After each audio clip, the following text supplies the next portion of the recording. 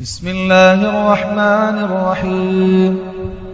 لم يكن الذين كفروا من أهل الكتاب والمشركين منفكين حتى تأتيهم البينة، رسول من الله يتلو صحفا مطهرة فيها كتب قيمة، وما تفرق الذين أوتوا الكتاب إلا من بعد ما جاءتهم البينة، وما أمروا إلا ليعبدوا الله مخلصين له الدين حنفاء ويقيموا الصلاة ويؤتوا الزكاة وذلك دين القيمة.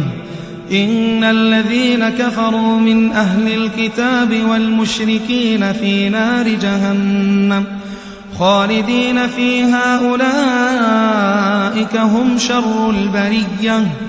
إن الذين آمنوا وعملوا الصالحات أولئك هم خير البرية. جزاؤهم عند ربهم